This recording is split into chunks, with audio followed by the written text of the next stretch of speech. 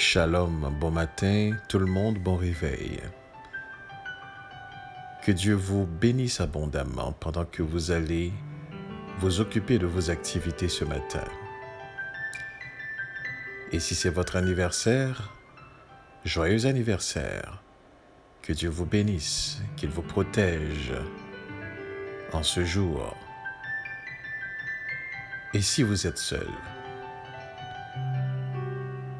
ne considérez pas cette solitude, puisque le Seigneur, dans ses promesses, a dit ceci: je serai avec vous tous les jours jusqu'à la fin du monde. Et nous savons, s'il y a une garantie dans la vie, s'il y a une assurance dans cette vie, s'il y a une réalité dans cette vie, c'est la parole de Dieu. Nous savons bien entendu qu'il ne manquera jamais à sa parole. Donc il est là, avec nous chaque jour. Il est là dans nos quotidiens chaque jour. Il est là dans nos situations. Il est là dans nos besoins, dans nos tristesses, dans nos joies, dans nos rires.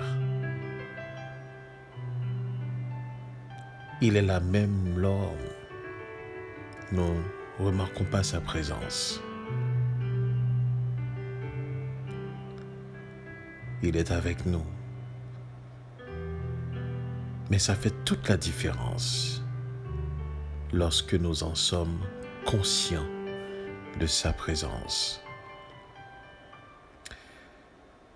Ce matin, j'aimerais voir avec vous un texte dans les lettres de Pierre, 1 Pierre 5, et nous allons considérer le verset 2. Je lis pour vous. Comme des bergers, prenez soin du troupeau de Dieu qui vous a été confié. Veillez sur lui, non par devoir, mais de plein gré, comme Dieu le désire. Faites-le, non comme si vous y étiez contraint, mais par dévouement. Comme des bergers, prenez soin du troupeau de Dieu qui vous a été confié. Veillez sur lui non par devoir, mais de plein gré, comme Dieu le désire. Faites-le, non comme si vous y étiez contraint, mais par dévouement.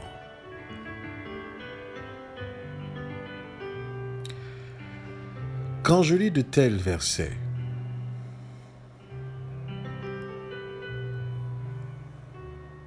je me pose des questions par rapport aux responsables des assemblées. Et la question que je me pose, ont-ils là le même livre que moi?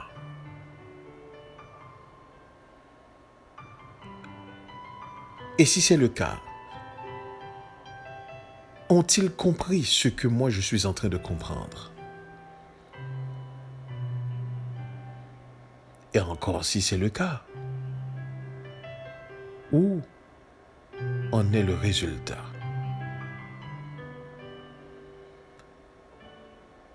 Où est-ce que je peux voir ce résultat? Voyez-vous, il y a une différence entre dire que nous comprenons quelque chose et que cette compréhension maintenant amène un nouveau comportement, une nouvelle attitude, une autre façon de faire.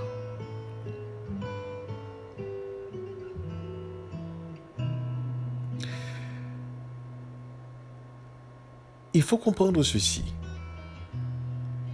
car le langage biblique ici qui parle de berger, de prendre soin du troupeau, ça a l'air un langage tout à fait reculé, un langage tout à fait différent. Mais par conséquent,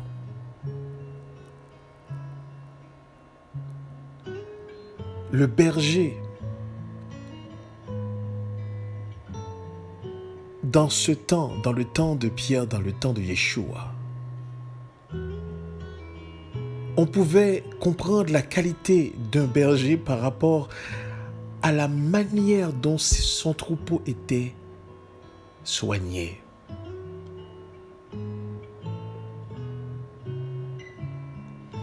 Le berger était tellement sensible pour son troupeau, pour ses moutons, qu'il était prêt à mourir. Et c'est vraiment cela. Il était prêt à mourir pour son troupeau.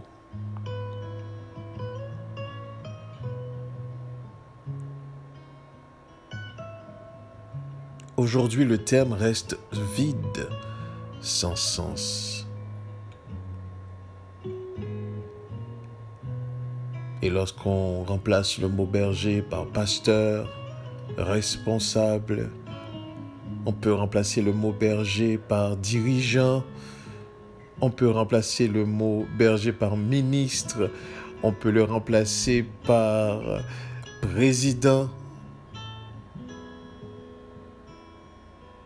Ce sont tous des bergers. Mais la question à se poser, en prennent-ils soin vraiment de leur troupeau?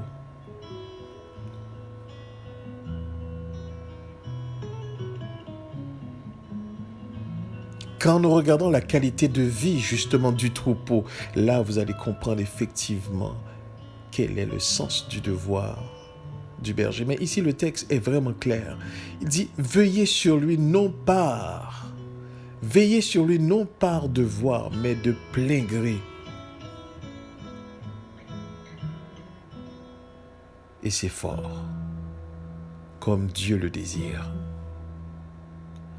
En un mot, le berger, celui qui garde le troupeau, il le fait à la place de Dieu, il le fait comme Dieu. Ses actes sont les actes de Dieu, ça devrait être ainsi. Mais pour ce faire, il faut d'abord que ce berger puisse avoir cette relation avec Dieu. Bien souvent, c'est ce qui arrive, c'est que nous nous entourons des personnes qui n'ont aucune relation avec Dieu, des personnes qui ne comprennent pas vraiment ce que Dieu est, des personnes qui ne manifestent pas vraiment ce que Dieu est, sinon en parole, seulement la parole.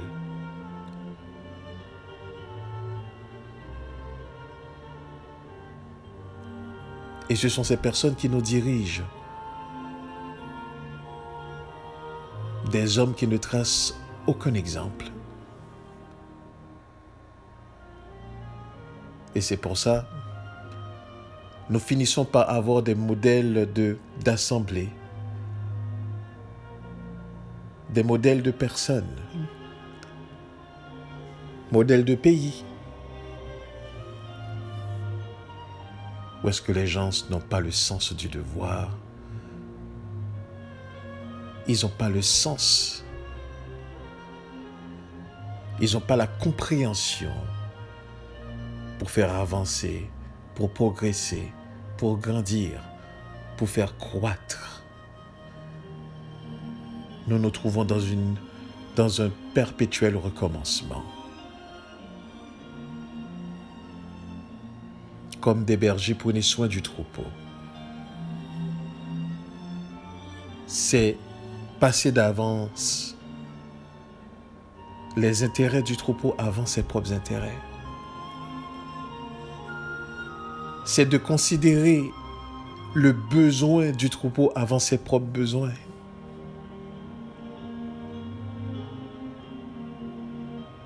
C'est de s'assurer que le troupeau a justement tout ce dont il a besoin pour vivre. Et pas n'importe comment, dans la joie, dans la paix, dans l'assurance. C'était là le devoir du berger, sans y être contraint, disait pierre et c'est fort. Quelqu'un qui vous dirige, avant toute chose, c'est quelqu'un qui a une relation avec vous. Quelqu'un qui vous dirige, c'est avant tout quelqu'un qui vous écoute. Quelqu'un qui vous dirige, avant tout, c'est quelqu'un qui répond à vos besoins. Quelqu'un qui vous dirige, avant tout, c'est quelqu'un qui prend le temps nécessaire afin de vous connaître.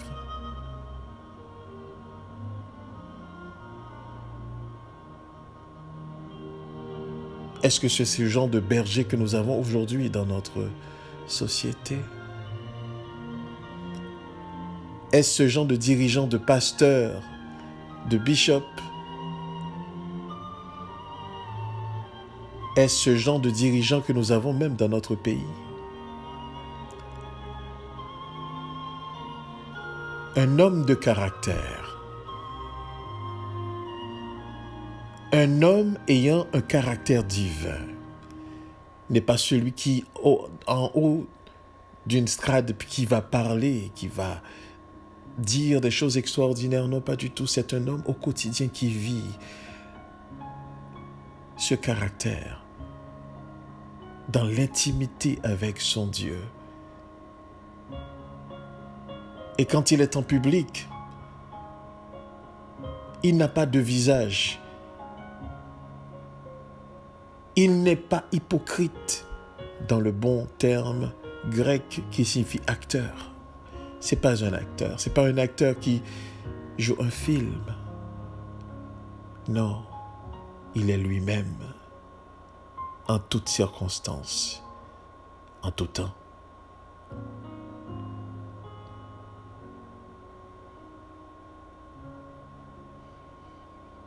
Beaucoup ont profité de notre ignorance pour nous diriger. Et nous acceptons d'être dirigés sans même effectivement évaluer les résultats.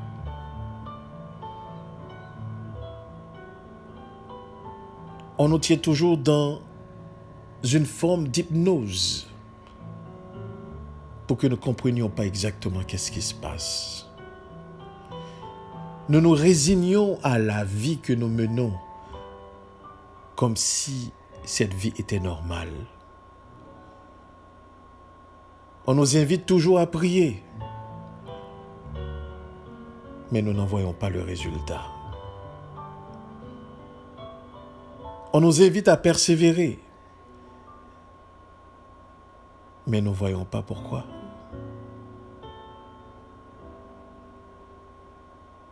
Aucun changement ne s'effectue.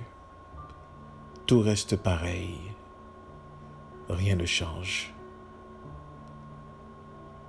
Tandis que nos dirigeants ont pour devoir de veiller sur le troupeau de Dieu.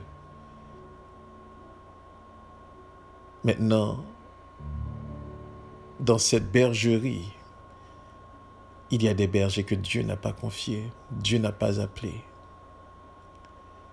Et ce sont ceux-là qui sont très populaires, qui sont très à l'avance, qui sont très en avant.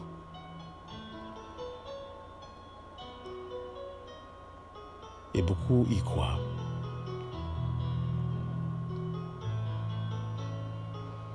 C'est pour ça que j'ai compris quelque chose et que j'aimerais partager avec vous ce matin.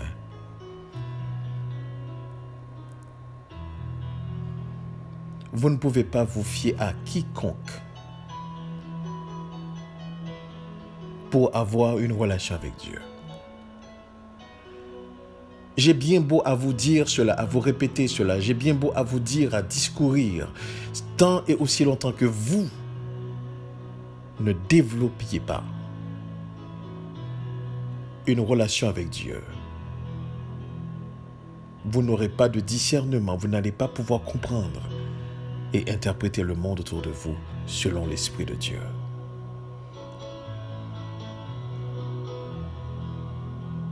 Vous avez besoin de faire cette expérience pour vous-même.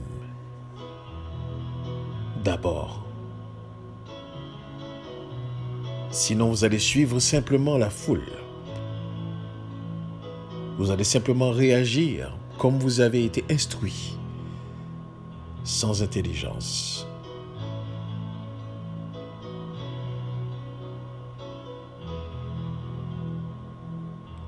Il y a quelque chose que nous devons comprendre ce matin.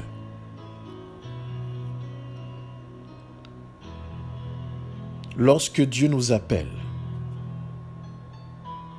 comme son enfant, il ne nous appelle pas pour vivre dans l'ignorance. Il ne nous appelle pas pour vivre sans intelligence. Il ne nous appelle pas pour être des suiveux, pas vraiment.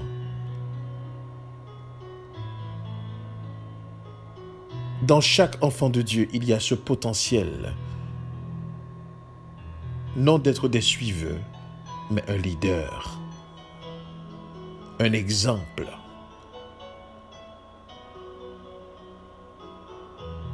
Quelqu'un qui trace la voie, le chemin pour d'autres derrière lui.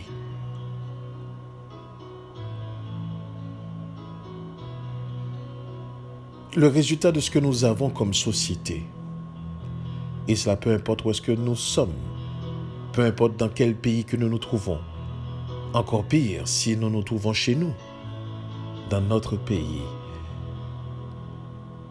Le résultat que nous avons, c'est la somme de compréhension, c'est la somme de relations que nous avons aussi avec Dieu. En un mot, ce que nous voyons aujourd'hui, c'est la preuve comme quoi cette qualité de relation, nous ne l'avons pas.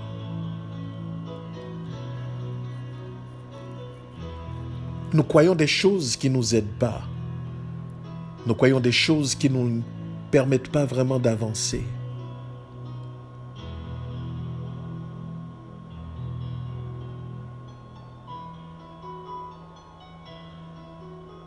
Les disciples, les apôtres, étaient si peu.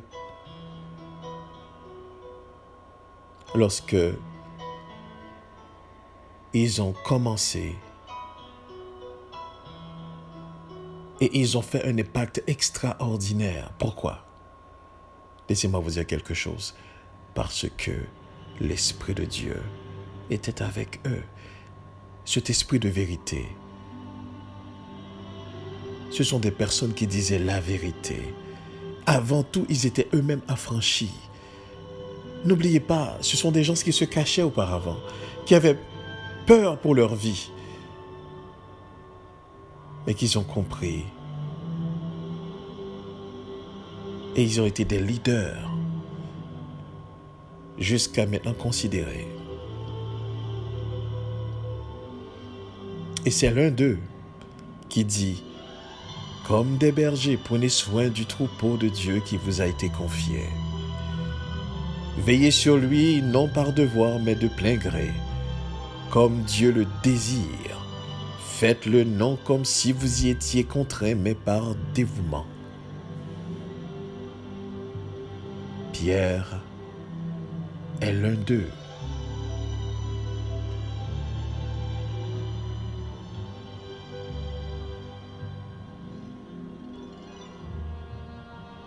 Il y a une différence lorsque vous conduisez un peuple, lorsque vous conduisez une assemblée, parce que vous avez cela à cœur, que si vous le faites par un sens du devoir. Et encore là, même le sens du devoir nous manque.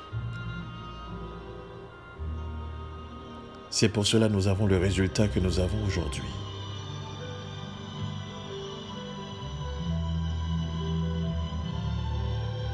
Or, la Bible nous dit ceci: vous connaîtrez la vérité et la vérité vous affranchira. Mais où est-ce qu'il est l'affranchissement? Quel est le résultat, la manifestation de l'affranchissement?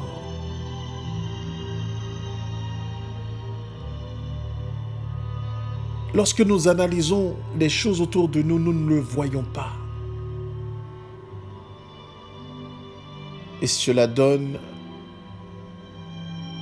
à beaucoup de personnes l'opportunité de dire: voyez, ce sont des fables. Ce sont des choses qui se disent, qu'ils ont été apprises, des choses qui ont été apprises, mais dans le vide. C'est la religion. Nous donnons raison aux mensonges davantage de s'éparpiller. Nous donnons pouvoir aux mensonges d'être crus parce que nous ne faisons pas notre devoir de plein gré comme Dieu le désire.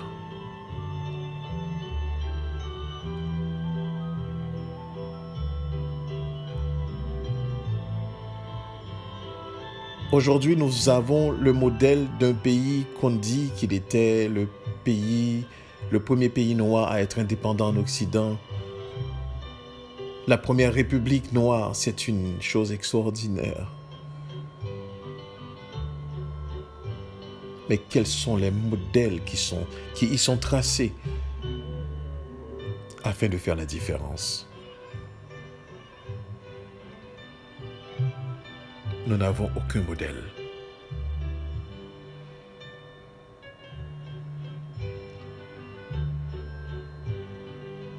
Je pourrais comprendre dans le monde de la politique, nous n'avons pas de modèle, c'est normal.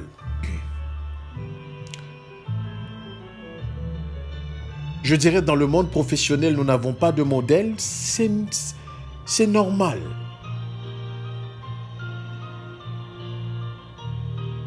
Je dirais dans le modèle sociétal, nous n'avons pas de modèle, c'est normal.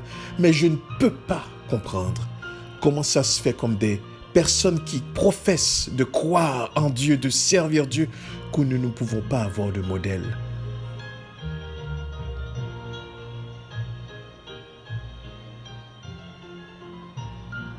Les enfants de Dieu doivent être des personnes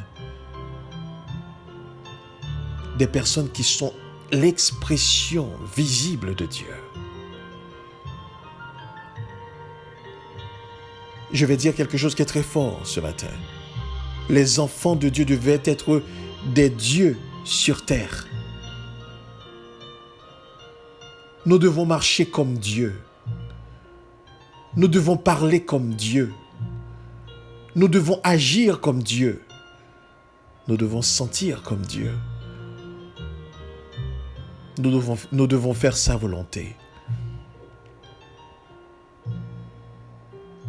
Si dans les autres niveaux de société, il n'y a pas de modèle, mais pas chez nous.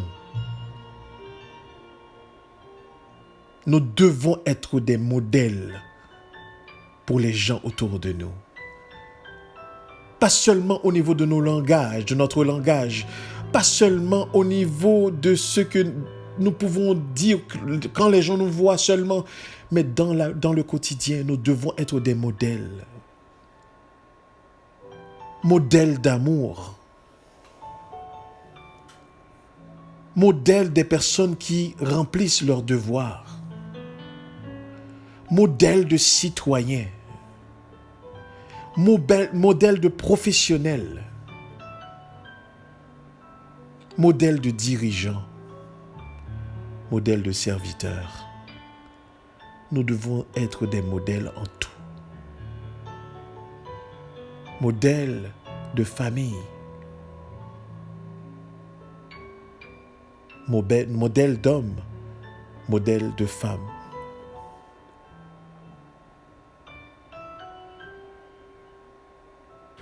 Je refuse d'être dans la même catégorie que tout le monde et professer en même temps que je sers Dieu. C'est une honte.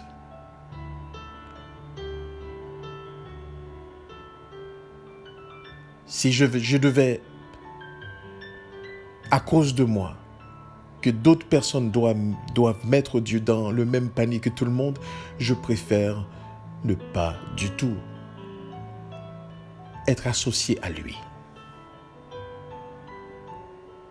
Car je ne ferai pas honte à ce grand Dieu que je dis que je professe quand je n'en suis pas le modèle.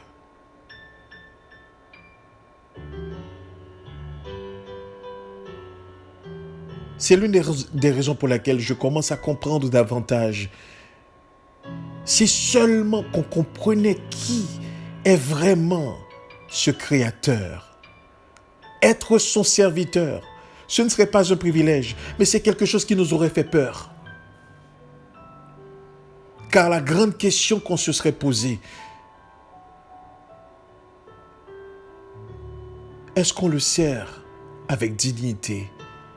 Est-ce qu'on le sert correctement? On ne serait pas soucieux de ce que les gens pensent, mais on serait soucieux de ce qu'il pense lui. Et à chaque service, à chaque moment,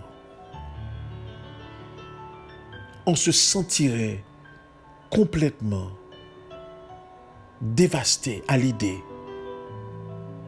en sommes-nous dignes de servir?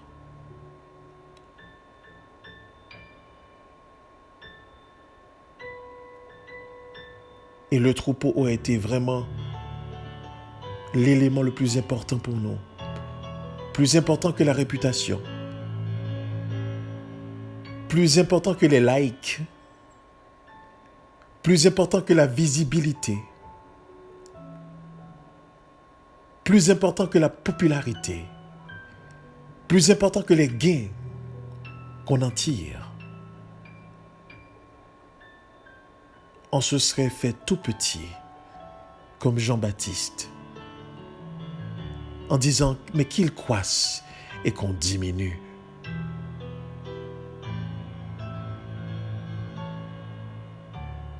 Le dirigeant, ce ne serait pas celui qui serait en avant. Non, ce serait celui qui se fait de plus en plus petit, pendant que les dirigés se font de plus en plus grands.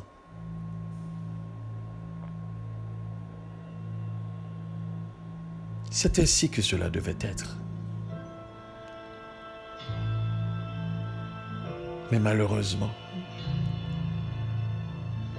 ce n'est pas ce modèle que nous voyons devant nous. Pourquoi? Parce que nous sommes dans l'ignorance totale. C'est pour cela ce matin, j'aimerais vous inviter à développer une relation véritable avec Dieu. Non dans le modèle qui nous a été donné, mais selon l'Esprit de Dieu. Et que l'Esprit de Dieu réveille le leader en vous. Et que vous deveniez le modèle qu'on doit suivre. Vous n'avez pas besoin justement d'être en hauteur pour cela. Vous n'avez pas besoin de voix pour cela. Vous n'avez pas besoin de popularité pour cela. Vous n'avez pas besoin de visibilité pour cela. Vous avez simplement besoin de marcher dans la vérité selon l'Esprit de Dieu à chaque jour. Vous avez besoin de rencontrer des personnes et les parler avec vérité dans l'Esprit de Dieu. Vous avez besoin simplement de vous conduire par l'Esprit de Dieu dans la vérité. Et Dieu fera le reste. Voilà le modèle qui nous est attendu. Voilà le modèle que Dieu attend de nous. Voilà le modèle que Dieu veut que nous soyons. L'expression visible de sa personne. L'expression visible de sa personne en tout. De sorte que ce que nous disons, c'est comme si c'est lui qui le disait. Ce que nous faisons, c'est comme si c'est lui qui le faisait. Et toutes nos activités seront bénies lorsque nous agissons dans son esprit, par son esprit, dans la vérité. C'est pour cela que vous allez voir que tous les discours qui ont été faits vont se faire encore. L'homme ne vit pas une histoire nouvelle. l'homme vit une histoire qui se répète, qui se répète, qui se répète, qui se répète et qui se répète encore. Comme disait l'Ecclésiaste, il n'y a rien de nouveau sous le soleil.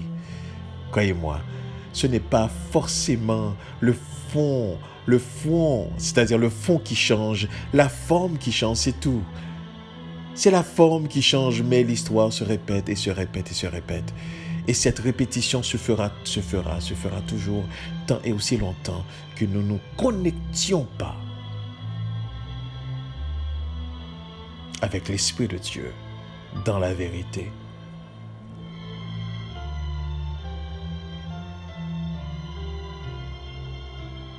Nous allons ressembler à une personne qui a un trou dans sa poche et qui n'arrête pas de mettre, sans s'en rendre compte effectivement que la poche reste toujours vide.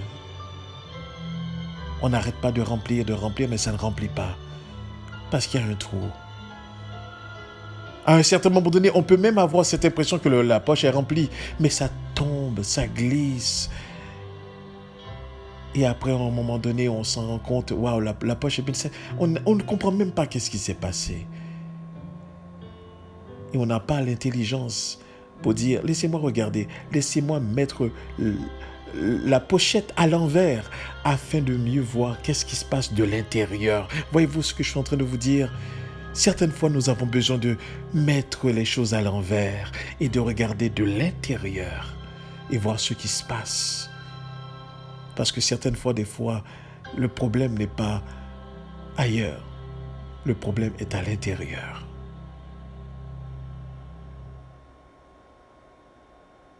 Nous avons besoin des bergers qui prennent soin du troupeau de Dieu, comme Dieu leur a confié.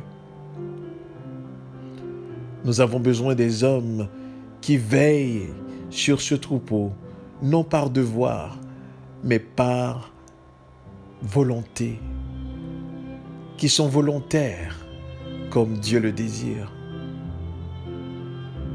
Nous avons besoin des hommes, des femmes qui le font, non comme s'ils y étaient contraints, mais par dévouement, par amour.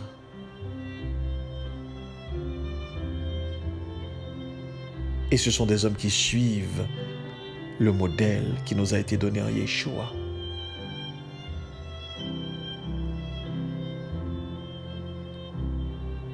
Aujourd'hui, même lorsque vous voyez qu'un berger ne fait pas ce qu'il doit faire, on se tait, on ne dit rien. Mais je crois qu'il est temps maintenant, le moment est venu pour que vous puissiez parler, dénoncer, renoncer, dépouiller, briser, détruire, afin de reconstruire sur la vérité. C'est le devoir de chaque enfant de Dieu. C'est le devoir des rachetés de l'Éternel. C'est le devoir des enfants de Dieu. C'est le devoir de la réserve de l'Éternel.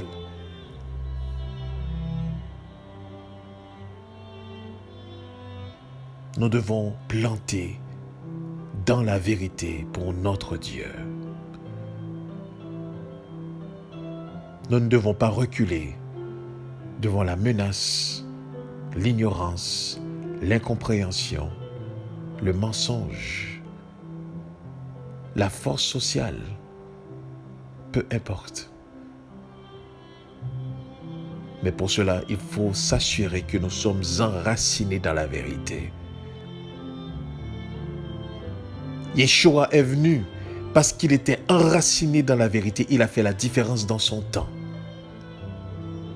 Il a bouleversé son temps. Il n'était pas 10, il n'était pas 5, il n'était pas 20, il n'était pas 30, il était seul. Parce que l'Esprit de Dieu était sur lui. Et la véracité de sa parole ne pouvait ne pas avoir d'effet positif ou négatif. Positif ou négatif. Il fallait que cela arrive. Le modèle nous a été tracé Et si nous suivons ce modèle, le résultat devait être le même.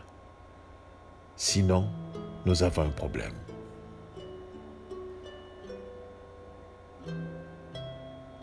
Comme des bergers, prenez soin du troupeau de Dieu qui vous a été confié. Veillez sur lui, non par devoir, mais de plein gré, comme Dieu le désire. Faites-le non comme si vous y étiez contraint, mais par dévouement.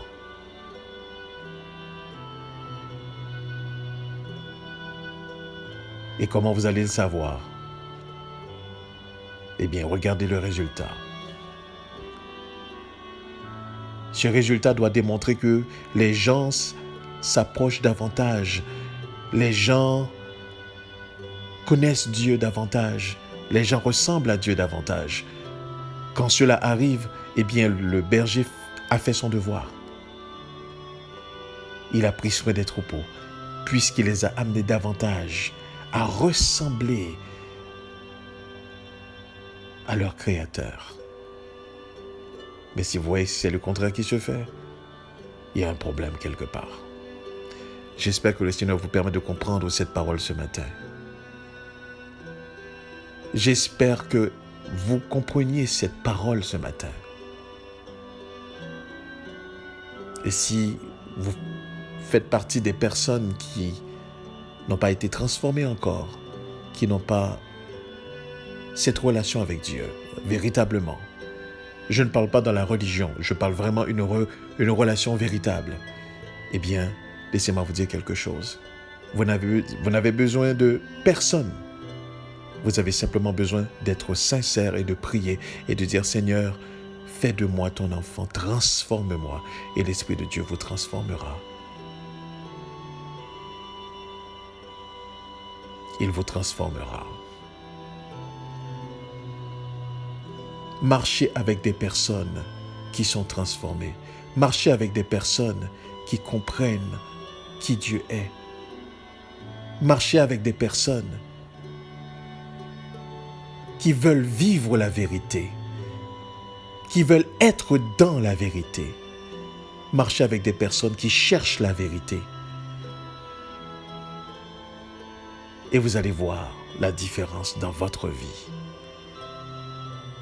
Mais si vous suivez des personnes dans la religiosité, si vous suivez des personnes aveuglément, vous allez voir la différence aussi.